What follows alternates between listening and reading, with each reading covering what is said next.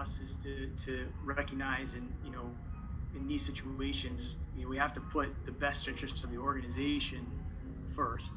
That doesn't make the decision easier by any stretch.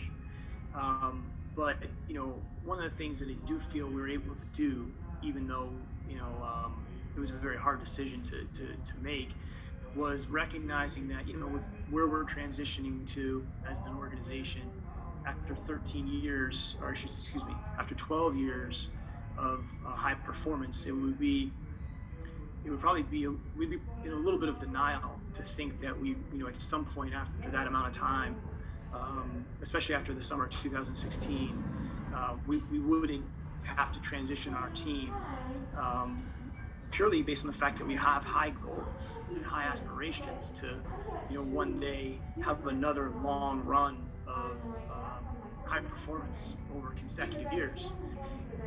Transitioning the team at some point is going to be a necessity, unless we were to lower our expectations and our goals, which would require different methodology. And making these types of decisions are part of that process.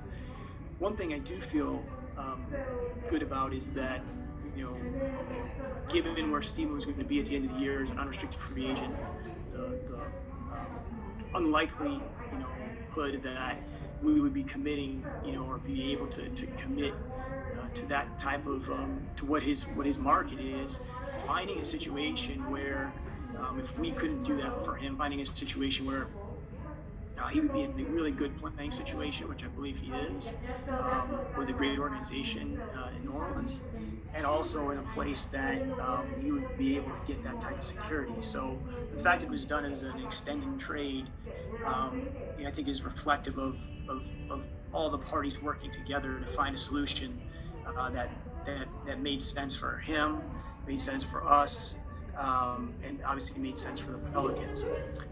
The second part of your question, I talked with Steven, prior to the trade taking place. We talked for a little while, and I extended my gratitude to him for everything that he's done for the organization. I've had open discussions with his agent about this potential reality, and have been very transparent about his role in the organization, how important he is. He's left a tremendous mark on our franchise, and we're extremely grateful. At the same time, we also have to do what we feel is in the best interest of the long term for our organization. After 12 years that we've been performing at an elite level, and in order to meet those aspirations, you're going to encounter really tough decisions, and we've done that in the past. I think there's a lot of ways to talk yourself into and shy away from those types of decisions, but ultimately, we have to put the Thunder first. And it wasn't my best day at work, I can tell you that. But I feel passionate about relentlessly pursuing a bright future for this organization, and if you're comfortable during that period of time, then I don't know that you're doing anything that's going to lead you to be different. Obviously, Gray is somebody that we have a tremendous amount of respect for.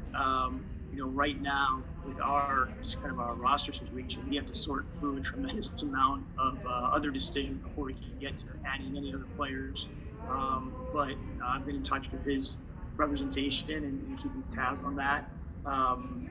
But right now we're pretty full. But there'll be, and we're gonna have to make some decisions coming up here as we sort through that. But everybody knows how we feel about him, and we're continuing to maintain contact with his reps.